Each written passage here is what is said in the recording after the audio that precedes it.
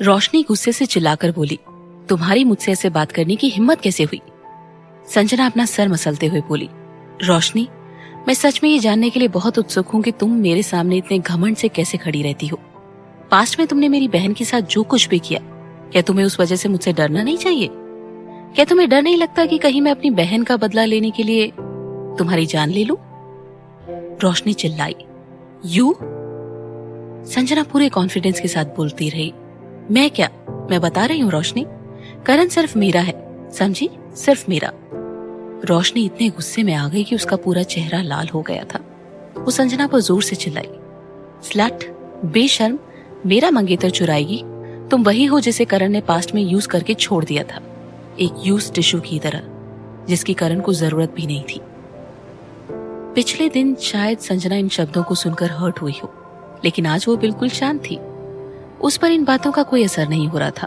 उसने रोशनी से कहा, रोशनी, कम से कम इस शहर में मेहरा परिवार की काफी इज्जत और नाम है, और तुमको भी ये सब अमीर घर की लाडली बेटी समझते हैं, लेकिन तुम इस वक्त खुद को देखो, पब्लिक एरिया में कैसे पागलों की तरह बिहेव कर रही हो। क्या तुम्हें अपनी इमेज की कोई परवाह नहीं? अगर तुम्हें अपनी इमेज की परवाह नहीं है तो कोई बात नहीं, लेकिन मुझे अपनी इमेज बहुत प्यारी है, इसीलिए तुम जैसे लोगों से मुंह नहीं लगना चाहती। क्योंकि वो पहले करण की मंगेतर थी, इसीलिए करण उसे अपने आप हैंडल कर लेगा।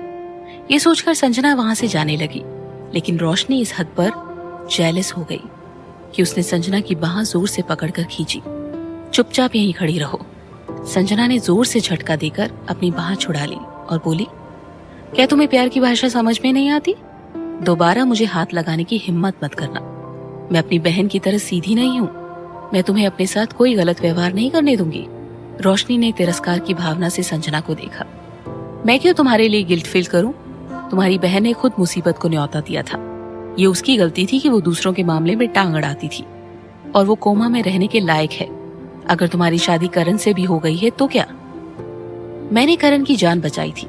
मुझे नहीं लगता कि करण सिर्फ तुम्हारा साथ देने के लिए पूरी दुनिया के सामने अपने परिवार को शर्मिंदा करने का खतरा मोल लेगा। रोशनी की आंखों में खून उतर आया था और उसके चेहरे पर डरावने से एक्सप्रेशन थे, जैसे वो संजना की जान लेना चाहती हो। संजना ने उसे इग्नोर कर दिया और उसके पीछे से करण को आते देखकर मुस्कुराई। संजना ने रोशनी से कहा, हाँ तुम ठीक कह रही हो, तुमने करण की जान बचाई थी, लेकिन क्या ये जरूरी है कि सिर्फ एक बार जान बचाने के बदले में वो पूरी जिंदगी भर तुम्हें सुनता रहे? रोशनी बहुत बेचैन हो रही थी। वो अपनी पूरी ताकत से संजना पर चिल्लाई, हाँ बिल्कुल सही, वो मेरी हर बात सुनेगा भी और मुझे अच्छे से ट्रीट भी करेगा, वरना वो एहसान फरामोश कहलाएगा। संजना मुस्कुराई। अगर कोई इंसान भलाई के नाम पर किसी पर एहसान जताता रहता है तो वो इंसान सबसे ज्यादा खतरनाक है। कम से कम जो लोग पागल होते हैं उनमें सोचने समझने की ताकत नहीं होती, लेकिन वो फिर भी इंसान होते हैं। लेकिन पागल होने की वजह से हम उन्हें बुरा समझते हैं। लेकिन तुम जैसे लोग जिन्हें लगता है कि वो किसी पर एहसान जताकर जो चाहे वो करवा सकते हैं, उन्हें इंसान कहना गलत होगा। मैं ऐसे लोगों को शैतान कहती हूँ। रोशनी संजना का मुंह बंद करने के लिए कुछ नहीं कह पाई, लेकिन फिर भी बोली, अगर मैं उस दिन नहीं होती तो वो मर गया होता। संजना फिर भी मुस्कुराती रही। अगर तुमने उस दिन किसी बदसूरत बूढ़े गरीब आदमी को बचाया होता तो क्या तब भी तुम ऐसी हरकतें करके उसे शादी के लिए मजबूर करती? बिल्कुल नहीं। रोशनी ने संजना की बात का कोई जवाब नहीं दिया। संजना जोर से हंसकर बोली, अगर मेरी जान बचाने वाली की मैं कोई बात ना मानूं तो क्या मैं एहसान फरामोश कहलाऊंगी? क्या लॉजिक है? संजना बोली, अगर कोई बूढ़ा और बदसूरत आदमी एक दिन तुम्हारी जान बचाए और उसके बदले में तुमसे शादी करने को कहे तो क्या तुम उसे शादी कर लोगी? रोशनी बहुत गुस्से में थी। उसका पेशेंस खत्म हो रहा था। संजना घुमा फिरा के साबित करना चाहती थी कि वो करण और उसकी दौलत के लालच में उससे शादी करना चाहती है। उसने गुस्से से अपने दांत पींचकर कहा, मुझे गुस्सा दिलाने के लिए बकवास करना बंद करो। अगर करण ने तुम्हें पास में डम ना किया होता तो भी क्या तुम ग्रोवर फैमिली में शादी कर पाती? करण की माँ को पता चल गया कि तुम ही वो लड़की हो जिसने करण को पास्ट में डम किया था और जिसकी वजह से उनके बेटे ने इतनी तकलीफ सही। अब वो तुम्हें जिंदगी भर ग्रोवर फैमिली में कदम नहीं रखने देगी। संजना की आंखें गुस्से से लाल हो गई। वो बोली, तो वो तुम थी जिसने नीना माँ को सब कुछ बताया? रोशनी बोली, हाँ वो मैं ही थी। मैं जानती हूँ कि ग्रोवर तुम्हारे घर शादी की बात करने के लिए नहीं गए थे, क्योंकि नीना ग्रोवर तुमसे नफरत करती है कि वो तुम्हें कभी भी करण से शादी नहीं करने देगी। रोशनी को जब मोनिका ने बताया था कि ग्रोवर परिवार संजना की नानी के घर शादी की बात करने पहुंचा है नहीं, तो वहाँ कुछ भी हुआ हो, उनके बारे में सोचकर रोशनी हंस हंस कर पागल हो गई थी। संजना जोर से हंसी।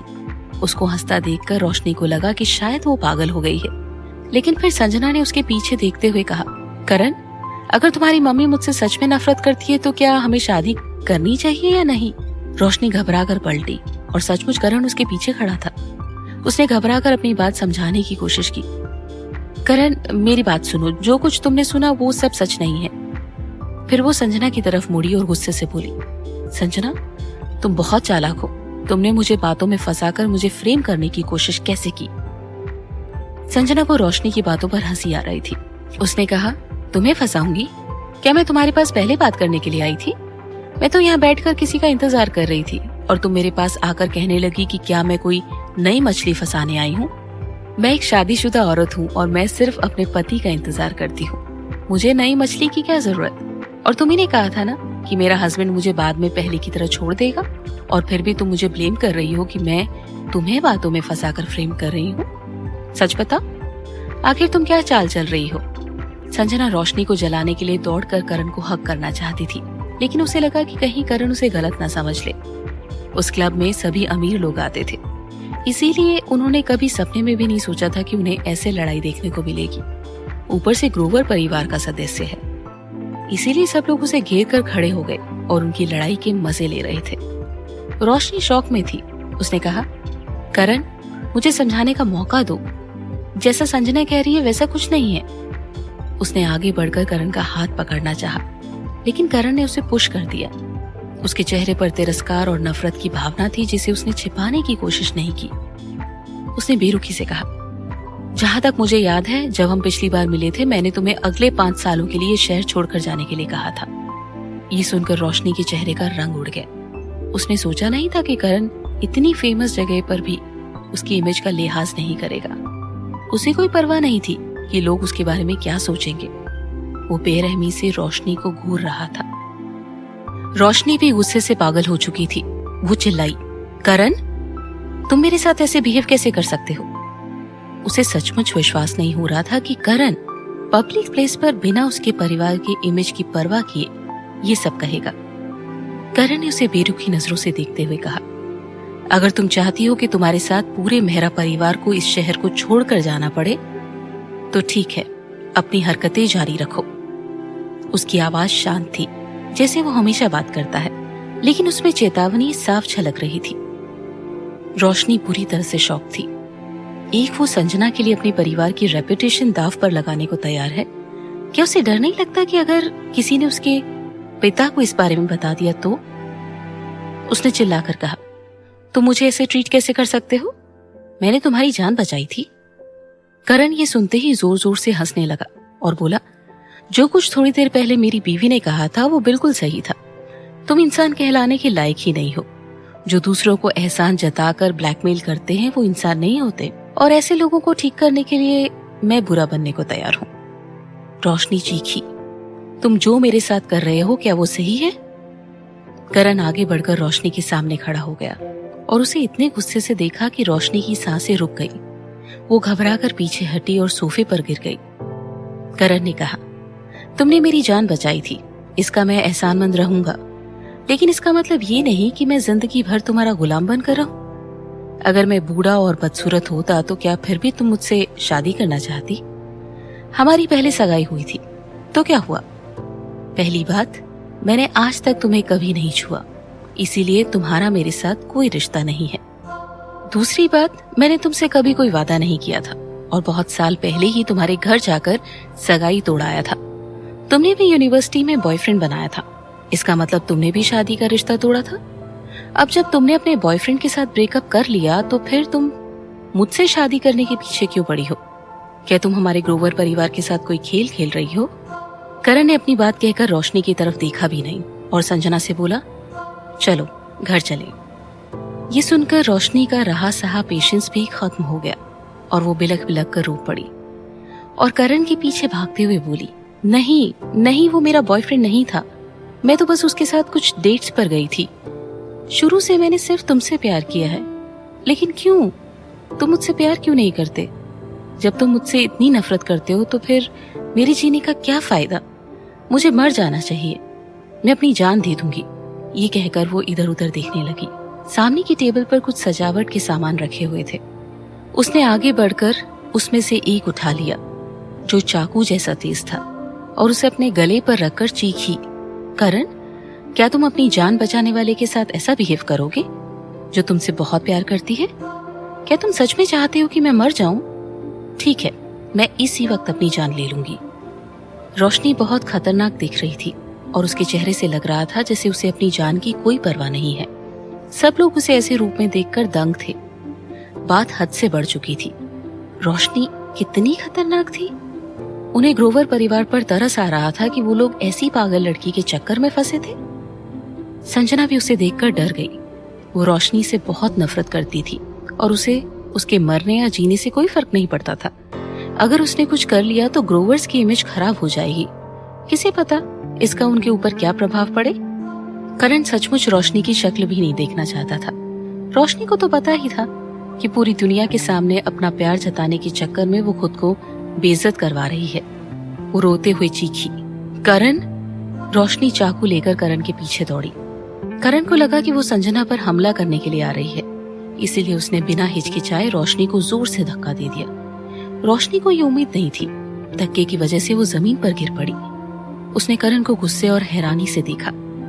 वो अभी भी इस बात से शॉक थी कि करण ने उसे धक्का देकर गिराया था। करण ने चेतावनी देते हुए कहा, अगर मैंने तुम्हें दोबारा देखा तो मैं तुम्हें नहीं छोड़ूंगा। इतना कहकर करण संजना के साथ वहां से चला गया। करण के जाने के बाद तमाशा देखने वाले लोग भी वहां से चले गए। रोशनी अपना चेहरा अपने हाथों में छिपाकर दर्द से रोते हुए बोली, करण, करण क्यों? सबसे पहले मैं तुमसे मिली थी और मैंने तुम्हारी जान बचाई थी। संजना ने तो तुम्हें छोड़ दिया था, फिर भी तुम मुझे उसके लिए छोड़ रहे हो। तुम उसके साथ क्यों रहना चाहते हो? क्यों? उसके चेहरे पर एक बार फिर से डरावने एक्सप्रेशन आ गए। उसने मन में सोचा कि अगर करण उसका नहीं हो सकता तो वो उसे संजना का भी नहीं होने देगी। संजना ने करण की तरफ देखा जो कार ड्राइव कर रहा था। भले ही वो नॉर्मल दिख रहा था, लेकिन वो जानती थी कि उसका मूड बहुत खराब है। उसे समझ में नहीं आ रहा था कि वो क्या बात करे।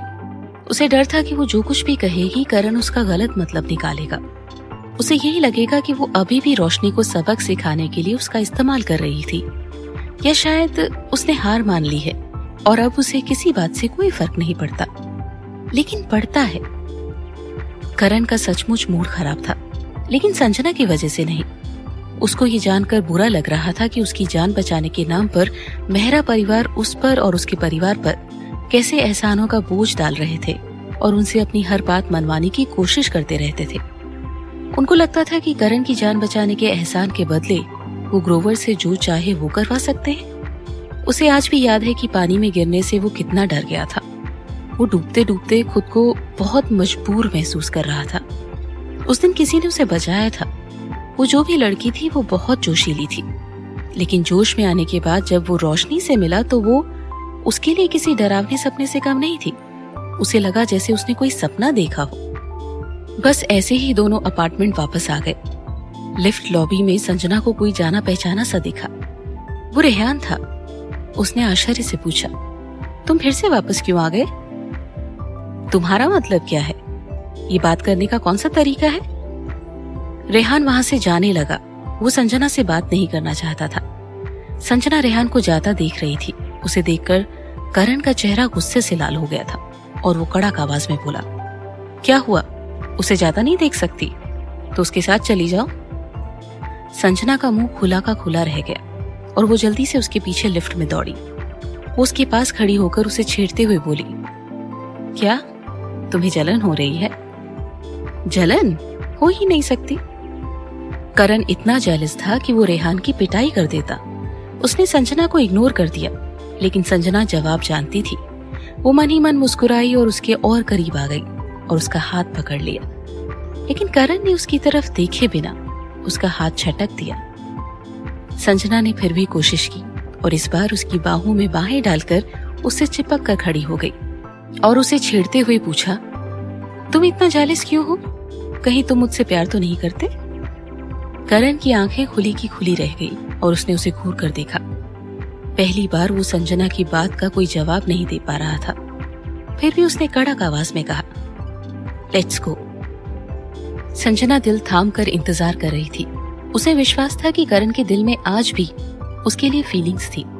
उसने हिम्मत जुटाकर शरारती अंदाज में कहा, नहीं, मैं तुम्हें हक करूंगी और तुम्हारे साथ चिपकी भी रहूंगी। ये तुम्हारी गलती है कि तुम मुझसे शादी करना चाहते थे। अब पछताने का कोई फायदा नहीं। करण को ऐसा महसूस हुआ जैसे उसके दिल में खुशी की लहर दौड़ गई हो और उसके चेहरे पर भी सुकून दिख रहा था। लिफ्ट 12वें फ्लोर पर पहुंच गई थी। संजना ने करण का हाथ पकड़ा और लिफ्ट से सीधे घर में लेकर गई और कहा, ठीक है, अब और नाराज मत हो। करण ने बेरुखी से कहा, मैं पास्ट में क्यों नहीं देख पाया कि तुम कितनी दोगली हो। करण अपने इमोशंस छुपा नहीं पा रहा था और उसके दिल में जितना भी गुस्सा था सब बाहर निकल रहा था। संजना ने आगे बढ़कर उसका कॉलर पकड़कर खींचा और मुस्कुराकर बोली, तुम्हें पसंद नहीं।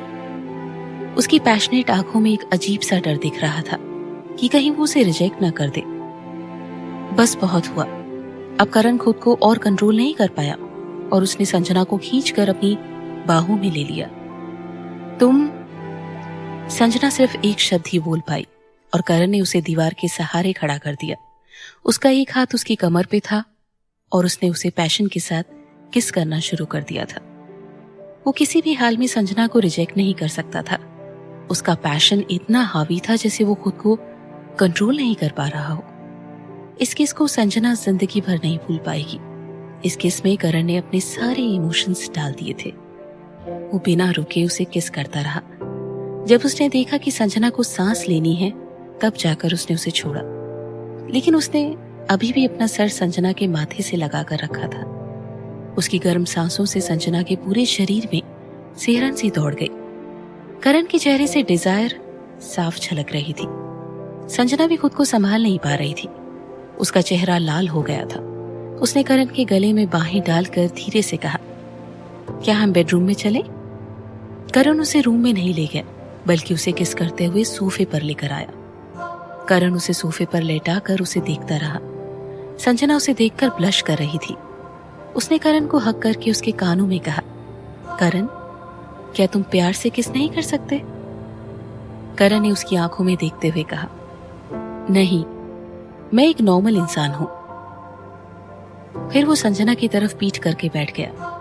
संजना ने उसे पीछे से हक कर लिया और उसके कंधे पर सर रखकर बैठ गई और बोली, मैंने ये कब कहा कि तुम नॉर्मल इंसान नहीं हो? मैं तो बस इतना कह रही हूँ कि तुम थोड़ा प्यार से किस करो। करण ने उसे हटाने के लिए कोहनी मारी। वो संजना के हक से निकलना चाहता था, लेकिन संजना ने उसे और कस के हक कर लिया। ये लड़की आग के साथ खेल रही है। उसने पलटकर संजना को घूरा और गुस्से से बोला, तुम्हें क्या लगता है कि तुम ये सब करोगी तो मैं तुम्हारे करीब आ जाऊंगा? संजना पहले तो उसकी बात सुनकर हैरान रह गई, फिर मुस्कुराई और उसे चैलेंज करते हुए बोली, नहीं, लेकिन कोशिश करके तो देख ही सकती हूँ ना। करण ने उसे टेढ़ी नजरों से घूरा।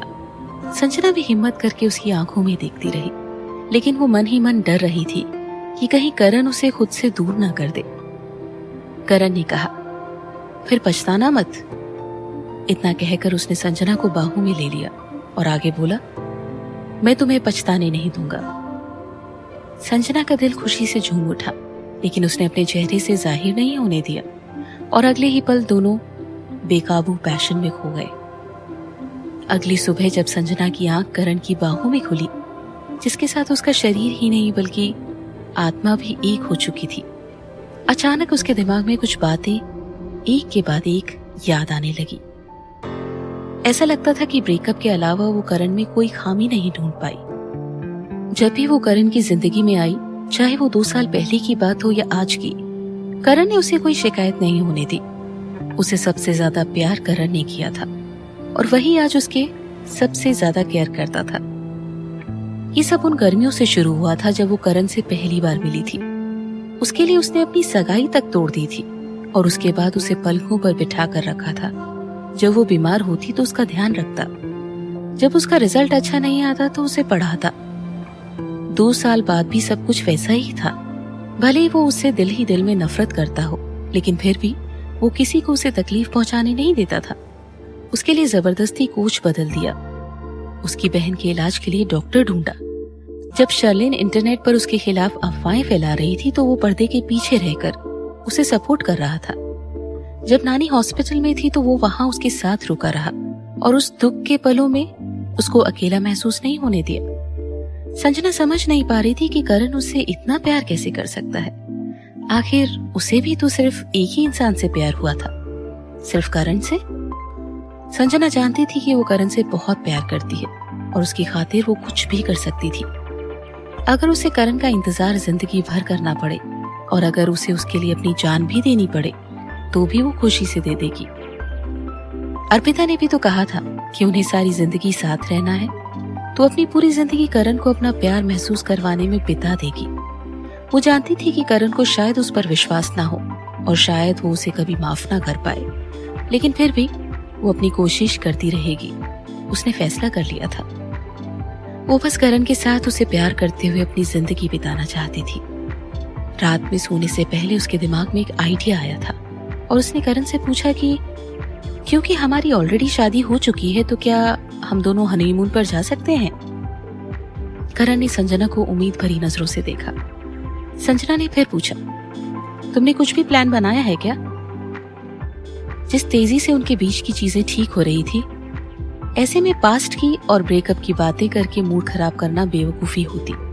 वो हनीमून के वक्त किसी सही मौके पर भी जी भर की बातें कर सकते थे। करण ने कहा, कोई प्लान नहीं बनाया। पहले तो वो शादी में रहना भी नहीं चाहती थी, हनीमून का प्लान बनाकर क्या करता, पैसे बर्बाद हो जाते।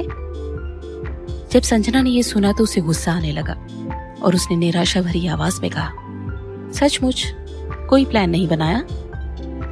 संजना को निराश देखकर करण ने उसे वापस किस कर लिया और उसके कानों में धीरे से बोला, तुम कहाँ जाना चाहती हो, अपने देश में ही या कहीं विदेश? अगर तुम विदेश या किसी दूर की कंट्री में जाना चाहती हो तो तुम्हें कुछ दिनों के लिए इंतजार करना पड़ेगा। मुझे जाने से पहले कुछ चीजें हैंडल करनी है। संजना ने करण से पूछा, तुम्हारा मतलब है कि हम हनीमून पर जा रहे हैं? संजना की चार्मिंग आंखों में देखते हुए करण ने खुद के इमोशंस को काबू किया और बोला, क्या तुमने अभी नहीं कहा था कि तुम्हें हनीमून पर जाना है? संजना बहुत खुश थी और खुशी से हंसते हुए बोली, लेकिन तुमने कहा था कि तुमने कोई प्लान नहीं बनाया। वो पास्ट की बात थी, अब चीजें बदल चुकी है। अब जब दो लोग अपनी शादी को एक मौका दे रहे हैं तो हनीमून तो जरूरी है ही। हम अब प्लान बना लेंगे। क्यों, अब क्या तुम्हें नहीं जाना? संजना ने तुरंत ना में सिर हिला दिया। नहीं नहीं, वो कैसे नहीं जाना चाहेगी? उसने करण के सीने पर अपना सर रखा और मुस्कुराते हुए बोली, तुम्हें क्या लगता है हमें कहाँ जाना चाहिए? करण ने उससे पूछा, तुम कहाँ जाना चाहती हो? संजना सोच में पड़ गई और बोली, मुझे नहीं पता। उसने धीरे से करण के कान में कहा, तुम मेरे पति हो, जहां तुम बोलोगे हम वहीं चलेंगे। ये सुनकर करण का दिल खुशी से भर गया और उसने एक बार फिर संजना को पैशनेटली किस करना शुरू कर दिया। अगले ही पल दोनों एक बार फिर अपने प्यार में डूब गए। जब वो नींद में थी तो करण ने प्यार से उसका माथा चूमते हुए कहा, अब मुझे छोड़कर कभी मत जाना। संजना के मन में यही बात आ रही थी कि ये करण 2 साल पहले वाला करण नहीं है, ये बदल चुका है और अब उसके बॉयफ्रेंड से हस्बैंड बन चुका है।